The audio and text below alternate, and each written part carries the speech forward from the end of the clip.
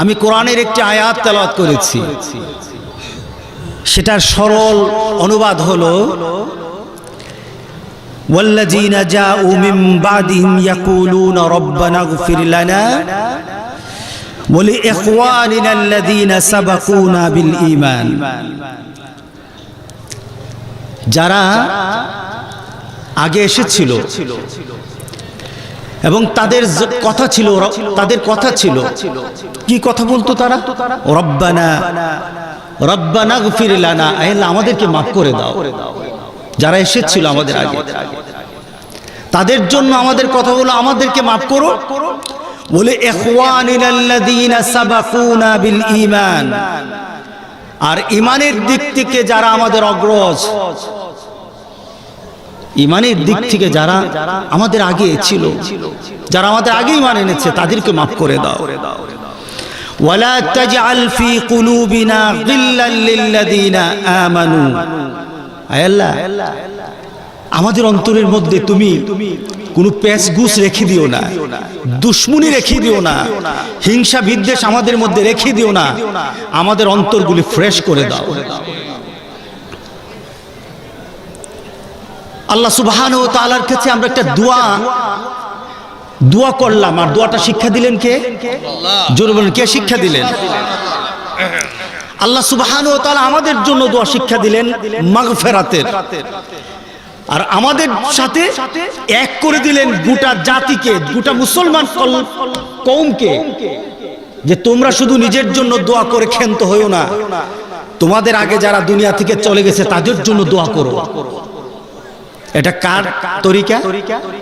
জোরে বলতে, এটা কার তরিকা? তাদের জন্য দোয়া করতে হবে। আর আমরা পরস্পরে চলাচল করি, আমাদের পরিচয় আমরা দাবি করি আমরা মুসলমান। কি বলেন, সবাই দাবি করি কিনা? কিন্তু দাবি করলে তো মুসলমান হওয়া যায় না। আমরা বলি মুসলমান, বললে মুসলমান হওয়া যায় না।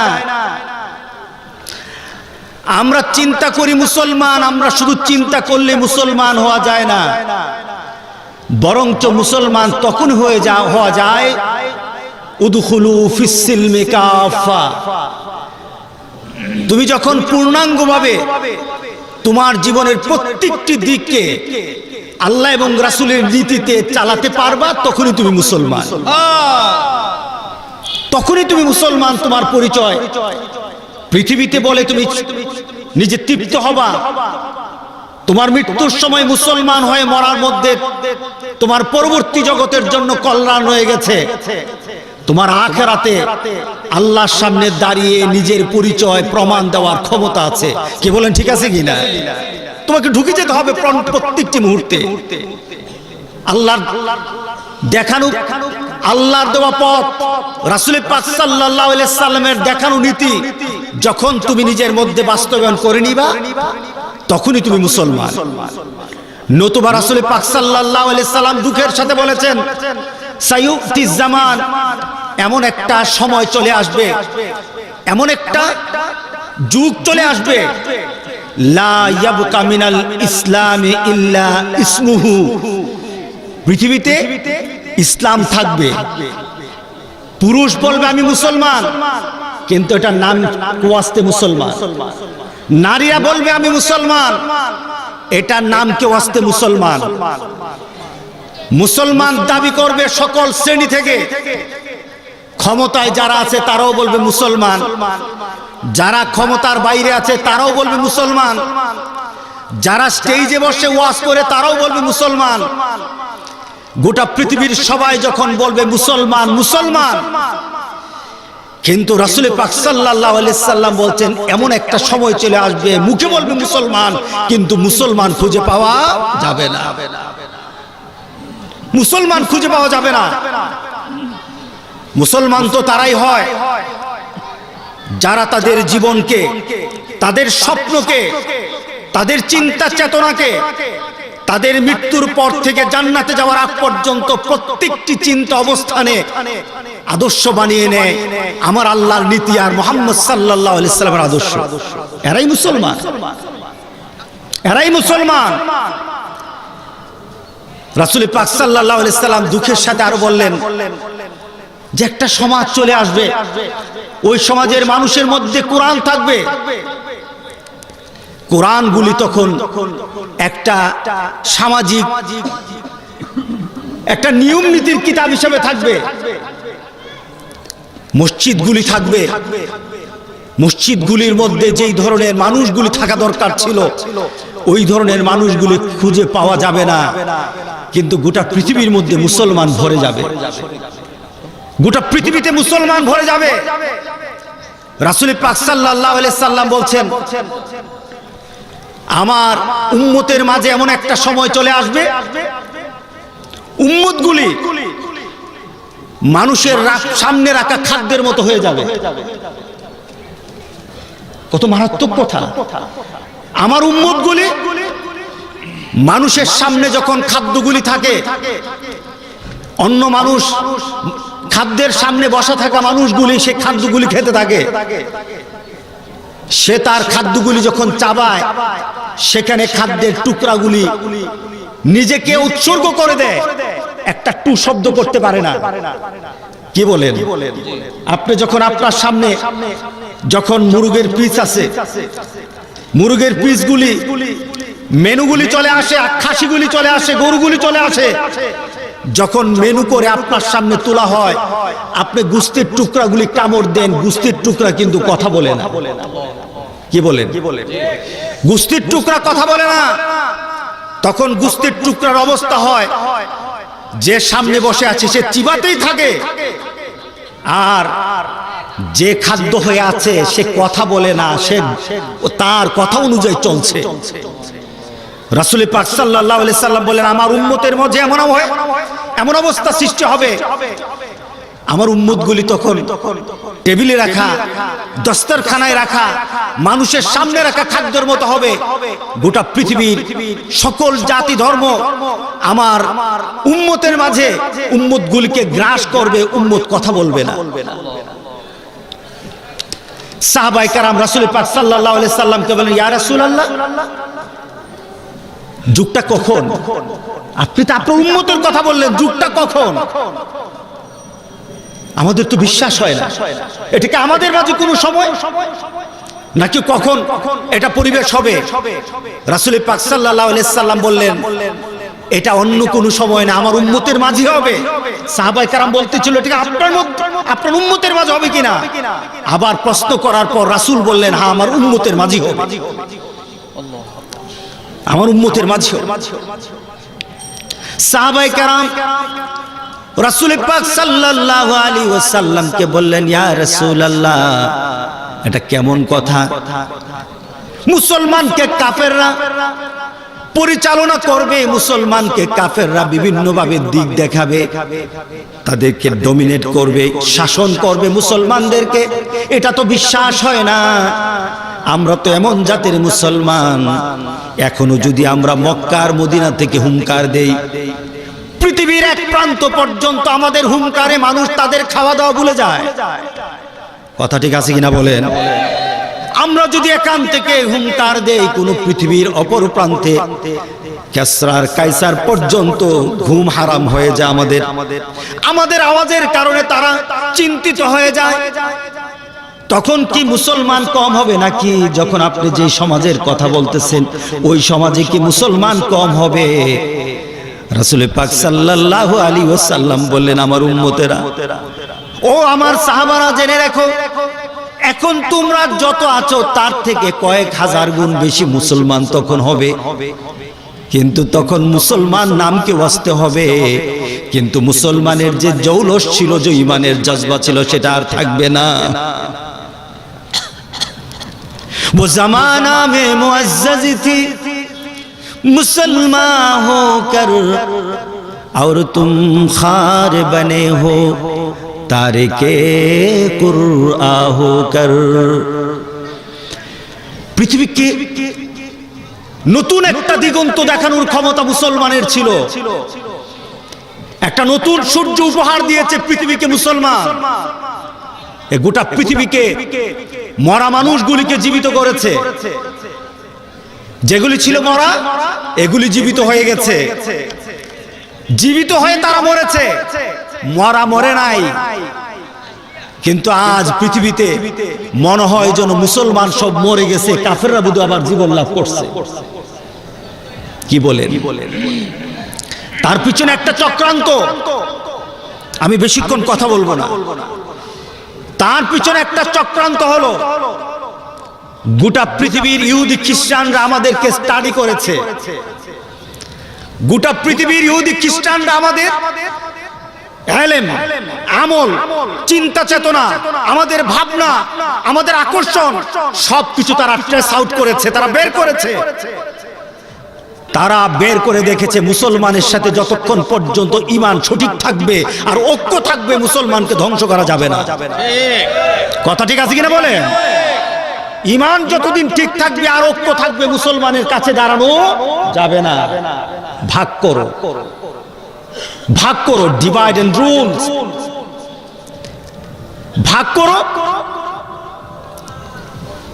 আর তাদের মাঝে বিশৃঙ্খলা সৃষ্টি করে দাও। ইহুদি খ্রিস্টানরা তখন তারা চিন্তা করলো কিভাবে মুসলমানদেরকে ভাগ করা যায়, ঐক্য কিভাবে নষ্ট করা যায়। এক মুসলমান আরেক মুসলমানকে গালি দিবে, এক মুসলমান আরেক মুসলমানের বিরুদ্ধে কথা বলবে, এক মুসলমান আরেক মুসলমানের জন্য আন্দোলন করবে। এই পরিবেশ কিভাবে করা যায়? কথা ঠিক আছে কিনা বলেন? বলেন তো দেখি, বর্তমানে আমাদের ঐক্য বেশি নাকি আমাদের মধ্যে বিভক্ত বেশি? কয়টা?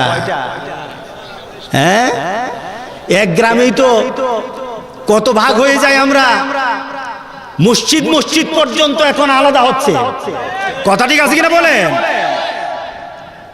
কেউই বলে এই মসজিদে নামাজ হয় না, কেউই বলে এই মসজিদে সঠিক পন্থায় নামাজ হয় না, কেউই বলে দাঁড়ানো যাবে না, কেউই বলে এই করা যাবে না। কি বলেন? মসজিদে চলে আসছে কিনা?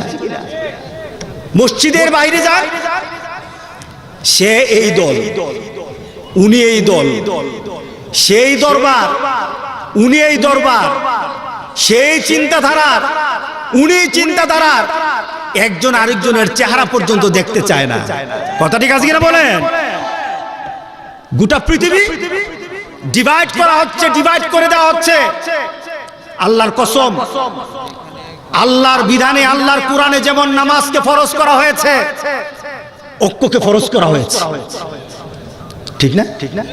উলামায়ে কেরাম বলেন, আমার মনে আছে ঢাকাতে ইত্তেহাদুল উম্মার বাংলাদেশের সকল যারা এই বাংলাদেশের ইসলামের জন্য যারা কথা বলে, উলামায়ে কেরাম থেকে আরম্ভ করে সবাই ছিল স্টেজে। আমার আব্বা একটা শুধু 2-3 মিনিটের একটা কথা বলেছিলেন যে দুনিয়াতে পার পাওয়া যাবে না, আল্লাহর সামনে দাঁড়ানো যাবে না যতক্ষণ পর্যন্ত মুসলমান এক না হবে। আর ওই একের জন্য একটা কথাই ঘোষণা দিতে হবে, লা ইলাহা ইল্লাল্লাহ। এই ঘোষণাতে এক হয়ে যেতে হবে, কারণ আল্লাহ সুবহানাহু ওয়া তাআলা একবার করেছেন আদেশ, আরেকবার করেছেন নিষেধ। আপনি কোন দিকে যাবেন? আল্লাহ একবার বলেছেন আদেশ, ওয়াতাসিমু, এটা আমার অর্ডার দেওয়া হয়েছে, আলাদা হওয়া যাবে না। তুমি এক দরবারের মুরিদ আরেক দরবারকে খালি গালি দিতে পারবে না, খারাপ বলতে পারবে না। কথা ঠিক আছে কিনা? তুমি আহলে হাদিস, আরেকজন হানাফি, বলবা যে হানাফির নামাজি হয় না, আবার হানাফিরা বলবে আহলে হাদিস উল্টা পাল্টা করতেছে, ভেজাল লাগাইতেছে। কি বলেন? হচ্ছে কিনা সমাজে? তুমি তাফরিকি করার ক্ষমতা রাখো না। তোমার একটাই চিন্তা হবে, আমলের মধ্যে অনেক ধরনের ডাইমেনশন থাকতে হবে, কারণ ইসলামের অবস্থা কোনো ছোট নয়, ইসলাম কোনো গণ্ডির ভিতরে নয়। ইসলামকে আন্তর্জাতিক মানে নিয়ে আসতে হবে। গোটা পৃথিবীর সকল স্থানে যদি ইসলাম উপযোগী হয়, ইসলামকে এমন পরিবেশ রাখতে হবে। কথা ঠিক আছে কিনা বলেন? এমন পরিবেশ রাখতে হবে। ইসলামকে তোমার চিন্তাধারায় তুমি তোমার গণ্ডির ভিতরে রেখে দিবা তা নয়। ইসলাম যেমন গোটা পৃথিবীর, সূর্যটা যেমন গোটা পৃথিবীর জন্য, ইসলাম তেমন গোটা পৃথিবীর জন্য। এটা ওয়াইড হবে, এটা অতি বড় হবে, অতি বড় চিন্তা হবে। তুমি ক্ষুদ্র চিন্তা নিয়ে একজন আরেকজনের সাথে দ্বন্দ্ব করা যাবে না। যদি করো আল্লাহর ফরজের উপর আঘাত হবে। আমাদের তো অবস্থা, আল্লাহ বলেন দোয়া কর, তোর মুসলমান ভাইয়ের জন্য দোয়া কর, নিজের জন্য যেমন দোয়া রব্বানা গফির লানা, আল্লাহ আমাকে মাফ করে দাও, ওয়ালি ইখওয়ানিল্লাযীনা সাবাকুনা বিল ঈমান, যারা ঈমানের সাথে যারা আগে প্রতিষ্ঠিত ছিল তাদেরকে তুমি মাফ করে দাও। দোয়াটা শিখাইছে কে? আল্লাহ। জোরে দোয়াটা কে শিখিয়েছে? দোয়াটা কি অন্য কোন জাতিরে শিখাইছে নাকি মুসলমানগুলো শিখাইছে? এই মুসলমানদেরকে শিখিয়েছে।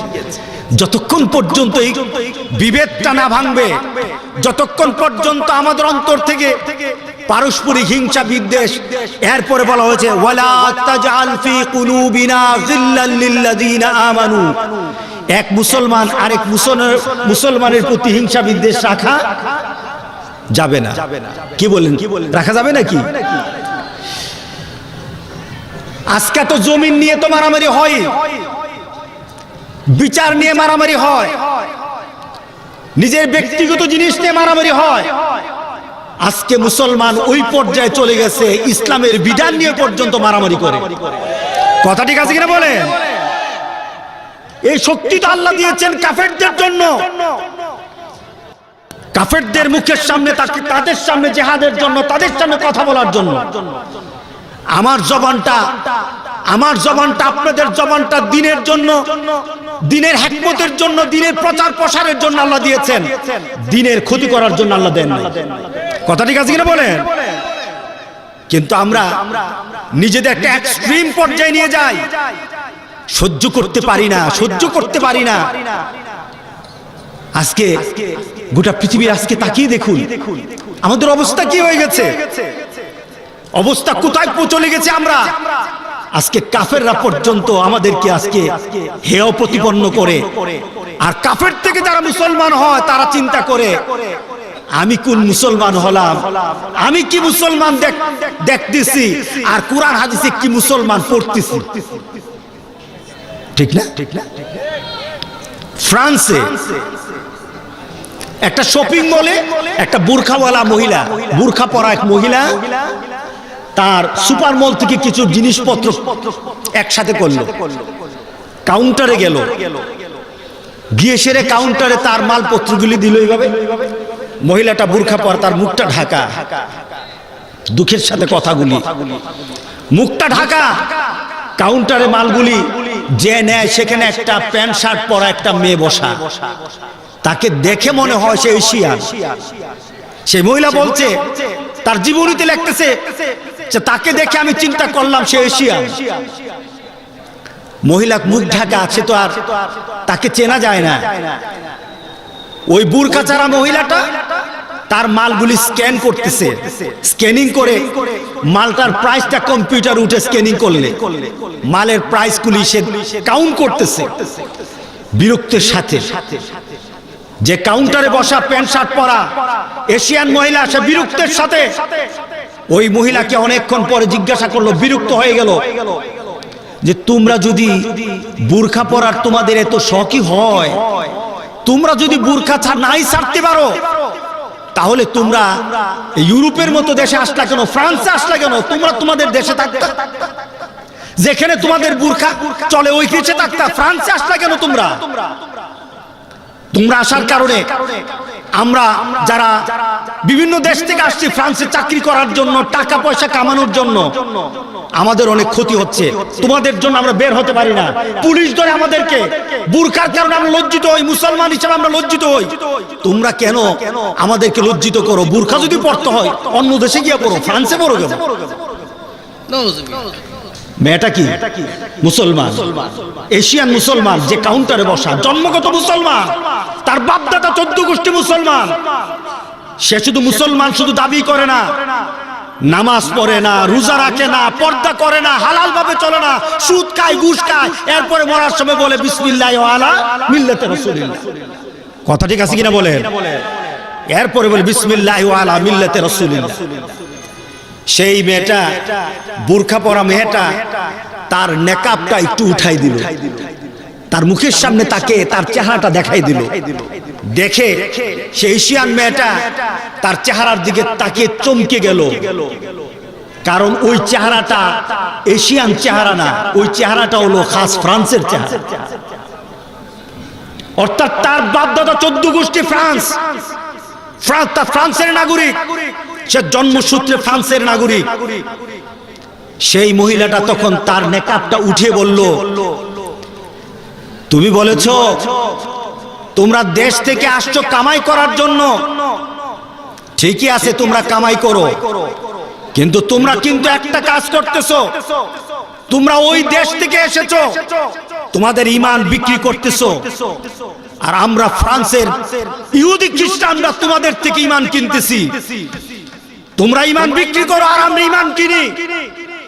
তোমার কাছে বুরকা ভালো লাগে না, পর্দা ভালো লাগে না, তোমরা মুসলমান দাবি করো, কিন্তু আমি বেশি দিনের মুসলমান নই, আমি কয়েকদিনের মুসলমান, আমার বুরখাই আমার ভালো লাগে, এছাড়া অন্য কিছু ভালো লাগে না।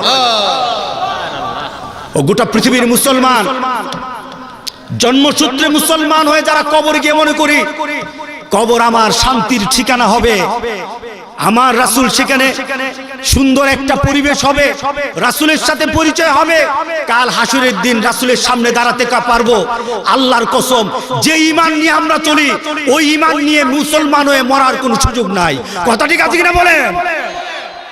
যদি মুসলমান হয়ে মরতে হয়, আপনার আইডেন্টি কার্ডটা মুসলমান, কি বলেন আইডেন্টি কার্ডটা মুসলমান না? আপনার আইডেন্টি কার্ডটা যদি হারিয়ে যায়, চলেন কোন পুলিশ ফোর্স পেল অথবা থানায় নিয়ে জমা দিলেন, যে কোনো দেশে আপনার কাছে যখন এই আইডেন্টি কার্ডের পরিচয়, আপনার আইডেন্টি কার্ডের জাতীয় পরিচয় পত্রের পরিচয় যখন আপনাকে জানানো হবে, তখন সেখানে কিন্তু লেখা আছে আপনি মুসলমান, আপনার ধর্ম ইসলাম। কথা ঠিক আছে কিনা বলেন?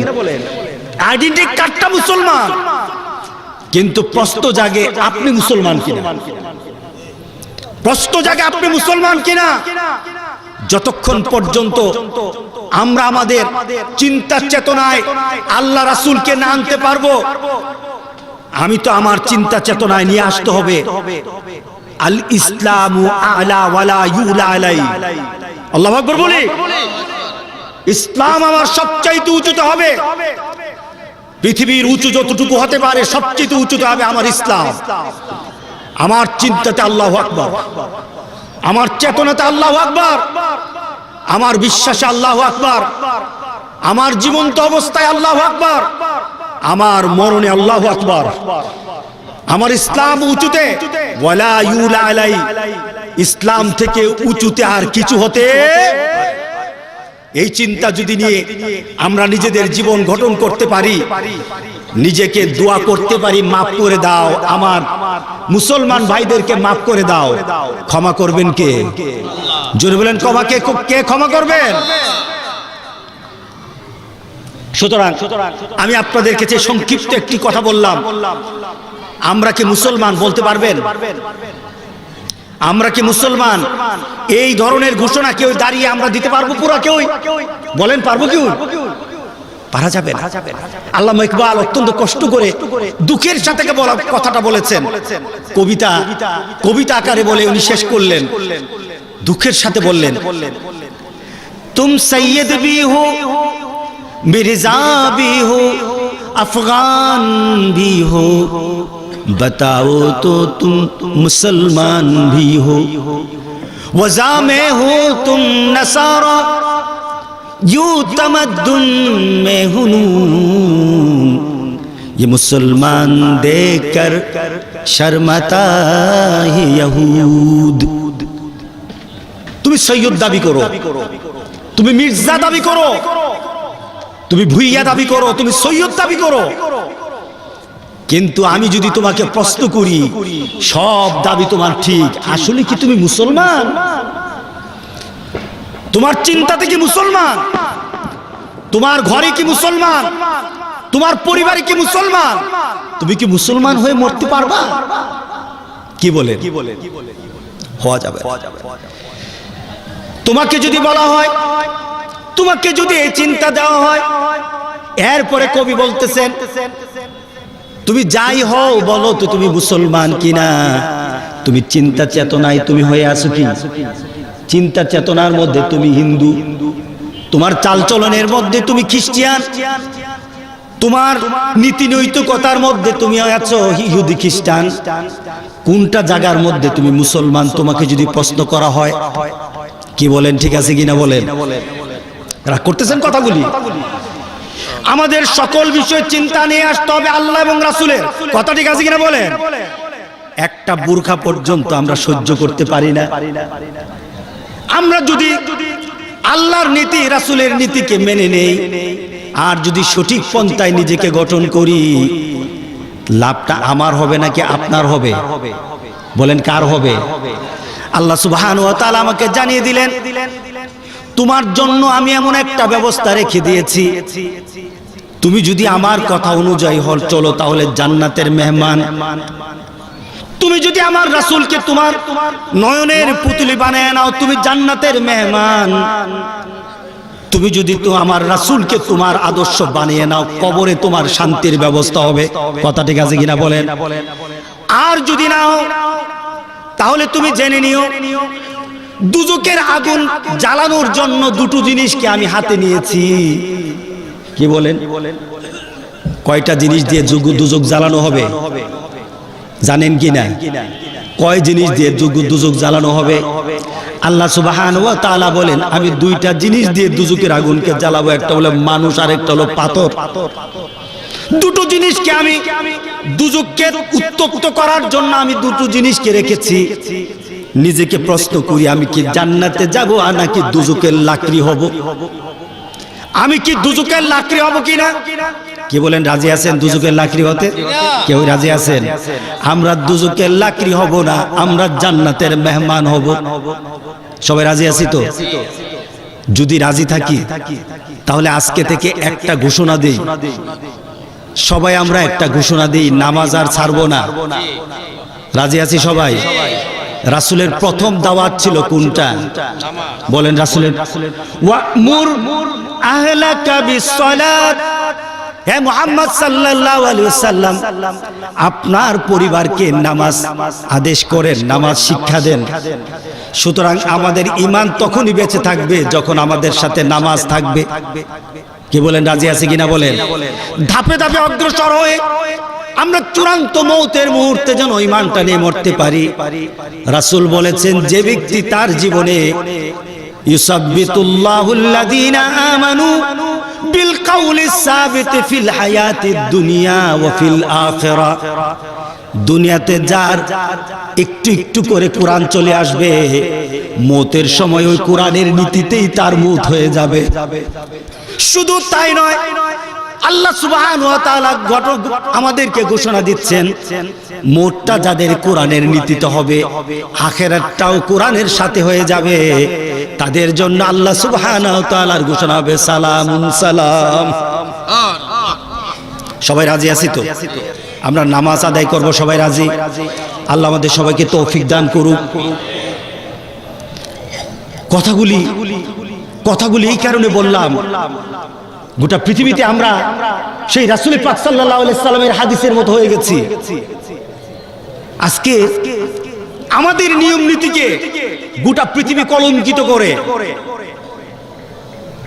আমি অনেকদিন আগে দুবাই এয়ারপোর্টে ইংল্যান্ডে যাব, হঠাৎ এয়ারপোর্টে যখন ইমিগ্রেশনে কথাবার্তা হয়, তখন আমার দিকে ইমিগ্রেশনে বারবার তাকায়। কি ব্যাপার? আমি তো নতুন কিছু না, আমার তো মানুষের মতো চোখ নাক কান সবকিছু আছে, নতুন তো কিছু না, কিন্তু বারবার আমার দিকে তাকায়। আমি চিন্তা করলাম, আমার পিছনে, আমার দিকে তাকানোর পিছনে দুইটা জিনিস, একটা হলো দাড়ি আর একটা হলো টুপি। কি বলেন? আচ্ছা, এই দাড়ি টুপি কি কোনো জঙ্গলি জিনিস নাকি এগুলি? দাড়িটা আমার নেচার, আমার সৃষ্টিগত জিনিস। যেই দাড়ি কামাবে না তারই দাড়ি বড় হবে। কি বলেন, ঠিক আছে কিনা বলেন? যেই দাড়ি কামাবে না তারই তো দাড়ি বড় হবে। আমার দাড়ি তো এমনিও বড় হতে পারে, কিন্তু আমার টুপি আর দাড়ি একসাথে যারা ইমিগ্রেশনে বসা আছে তাদেরকে বিশ্বাস হলো না আমি একজন ভালো মানুষ কিনা। কথা ঠিক আছে কিনা বলেন? সে আমাকে বসতে বলল, পরবর্তীতে আবার আমার জন্য আবার কথা হবে। কিন্তু ঠিক ওই লাইনে একজন শিখ দাঁড়ানো ছিল, তারও দাঁড়িয়ে আছে, আমার তো টুপি, তার তো 1 ডিগ্রি বেশি পাগড়ি আছে। তার পাগড়ি কি ডিজাইন করা পাগড়ি না, কি রঙের পাগড়ি? দেখলাম তাকে কিচ্ছু জিজ্ঞাসা করলো না, কিন্তু আমাকে বারবার জিজ্ঞাসা করে, অর্থাৎ তাকে সে আমাকে বিশ্বাস করতে পারলো না যে আমি একজন ভালো মানুষ কিনা। কি বলেন? আমাদের অবস্থানটা তা না? গত কয়েকদিন আগে সৌদি আরব থেকে আমার একটা ছাত্র আমাকে ফোন দিল, হুজুর চাকরি পাই না, হুজুর চাকরি পাই না, সৌদি আরবে চাকরি পাই না হুজুর। তা আমি বললাম, কেন চাকরি পাও না? হুজুর যেখানে যায় যদি একটু ভালো চাকরি হয়, দাড়ি কামাতে হবে। আমি বললাম দাড়ি কামাবো না। কয়েকদিন পর বললো, হুজুর চাকরি তো পাই না, ভালো কোনো চাকরি পেতে দাড়িটা কেটে ফেলা লাগে। তা আমি বললাম, চেষ্টা করতে থাক না, দেখে না আল্লাহ বরকত দেয় কিনা। অবশ্যই আল্লাহ বরকত দিবে। সে অনেক দিন পরে দেখি রাতের বেলা আমাকে ফোন দিয়ে কেঁদে দিল, হুজুর আজকে 1 বছর হলো দাড়িটা আছে বলে আমাকে চাকরি দেয় না, আর আমি দাড়ি শেভ করে গিয়েছি, আমার চাকরি হয়ে গেছে। কি বলেন? এটা আজকে আমাদের পরিচয় হয়ে গেছে। আমরাই আমাদের দুশমন হয়ে গেছি, আমরা ইসলামের বিরুদ্ধে চলে গেছি। দাড়িওয়ালাকে আমরা পছন্দ করি না, দাড়িহীনদেরকে পছন্দ করি। কথা ঠিক আছে কিনা বলেন? সৌদি আরব মনে হয় যেন আমাদের ইমানের ধারক বাহক। সৌদি আরবকে দেখলে মনে হয় যেন পৃথিবীর আমাদের বর্তমানে মুসলমানদের ধারক বাহক চিন্তা করতে গিয়ে মনে হয় বর্তমান পৃথিবীতে মুসলমানের সবচেয়ে বড় শত্রু হলো সৌদি আরব। কথা ঠিক আছে কিনা বলে? এরাই সবচেয়ে বড় শত্রু আমাদের। আজকে হয়ে গেছে সব, পৃথিবীতে দাঁড়ানোর সুযোগ নাই। আমি কোরআনের আয়াতের সেই কথায় চলে আসি, চলুন বিভেদ ভেঙে যায়, বিভেদকে ভাঙি। আপনি কোন তরিকায় নামাজ পড়েন? আহলে হাদিস ভাইদেরকে বলি, আপনারা কিন্তু একটা ভুল করতেছেন এই সমাজের মুসলমানদের মাঝে, আমাদের মাঝে ভাই ভাই, আমাদের পরিবারে পরিবারে, সমাজে সমাজে বিভ্রান্ত সৃষ্টি করছেন। কথা ঠিক আছে কিনা বলেন?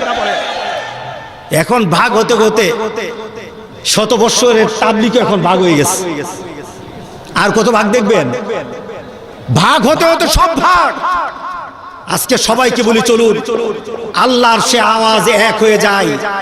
কোন দল করেন আমার দরকার নাই, শুধু একটা কথাতে এক হয়ে যায়, লা ইলাহা ইল্লাল্লাহ। রাগ করছেন কথাগুলি? আমি তো পীরের স্টাইলে কথা বলতে পারতাম, আমি তো আপনার রক্তের কথা বলার দরকার নাই, মরার পরের কথা বলতে পারতাম। আমি বিশ্বাস করি আমার আল্লাহর ওই নীতিতে, দুনিয়াতে যার আল্লাহ রাসূল নাই, আখিরাতে তার আল্লাহ রাসূল হবে না। এই নীতি আমি জানি, বিশ্বাস করি, আমার বাবা বিশ্বাস করে মরেছে। সুতরাং ওই নীতিতে যদি ধারণ করতে না পারি, আখিরাত আমার ভালো হবে না। এর জন্য কথাগুলি বলেছি। আমাকে বুঝার তৌফিক দেখ, আপনাদেরকে বুঝার তৌফিক দেখ। জোরে বলেন আল্লাহুম্মা আমিন। আমরা গালাগালি করব না, রাজি আছি সবাই? সবাই রাজি আছি? গালাগালি করব না, হিংসা বিদ্বেষ করব না, একজন আরেকজনের বিরুদ্ধে কোন ধরনের কুৎসা রটনা করব না। আমরা সবাই ভাই ভাই হয়ে যাব। কুনু মা'আস সাদিকিন, কুনু ইবাদাল্লাহ। আমরা এক আল্লাহর বান্দা হয়ে যাব। আল্লাহ যেন আমাদের সবাইকে এইভাবে এক করে দেন, এক হয়ে যেন মিল্লাতুন ওয়াহিদ হয়ে যেন কবরে যেতে পারি। এই দোয়া চাই, দোয়া করি। সবার কাছে আহ্বান রেখে আমি আমার কথাগুলি শেষ করলাম। হাযা মা ইনদি ওয়াল ইলমু ইনদাল্লাহ আলাইহি তাওয়াক্কালতু ওয়া ইলাইহি